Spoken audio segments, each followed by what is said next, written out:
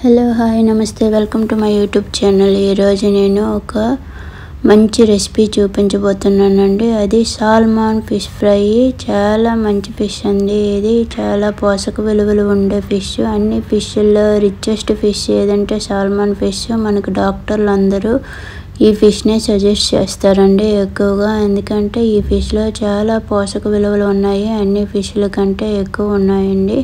ఇది ఈరోజు ఎలా ఫ్రై చేసుకోవాలనేది ఈ వీడియో చూసేద్దాం. ఈ వీడియోలో ఈ ఫిష్ ఆంధ్రాలో దొరుకుతుందో లేదో నాకు తెలియదండి, కానీ మాకు ఇక్కడ ఖతార్లో ఈ ఫిష్ అయితే దొరుకుతుందండి. ఈ విధంగా షాప్లోనే కట్ చేసి క్లీన్ చేపించి తీసుకొస్తామండి. ఇక్కడ ఇంటి దగ్గర ఈ విధంగా క్లీన్ చేసుకుంటాను.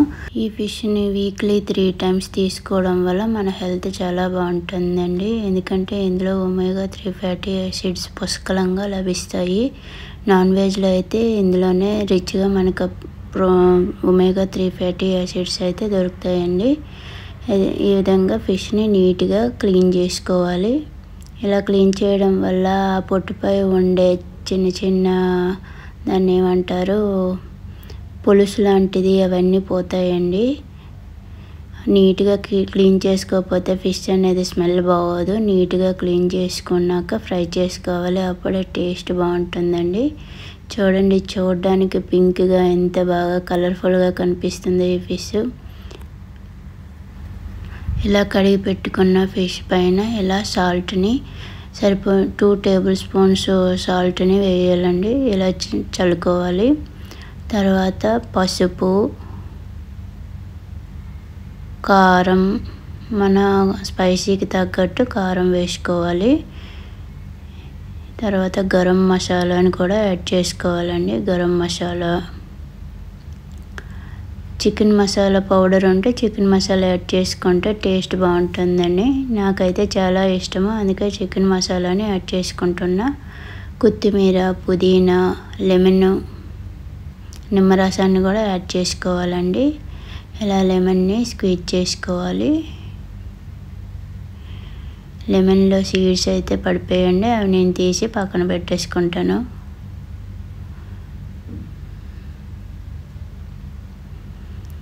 Ginger garlic paste 1 tablespoon, 2 tablespoons oil add చేసుకొని మొత్తం ఈ మసాలాలన్నీ చేప ముక్కలకి పట్టేలా బాగా కలుపుకోవాలండి. ఎందుకంటే మనం చేతితో మిక్స్ చేస్తేనే ఆ మసాలాలు అనేవి చేప ముక్కలకి బాగా పడతాయండి. ఈవెన్గా స్ప్రెడ్ చేసుకోవాలి.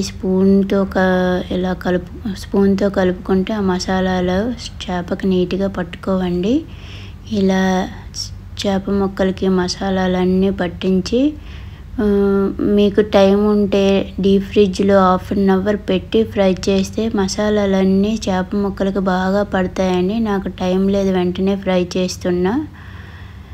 ఇప్పుడు స్టవ్ పైన ఒక కళాయి పెట్టుకొని 2 tablespoons ఆయిల్ వేయాలండి. ఎక్కువ ఆయిల్ వేయవసరం లేదు, ఎందుకంటే ఈ ఫిష్లో ఎక్కువ ఆయిల్ ఉంటుందండి. ఆయిలీ ఫిష్ ఇది.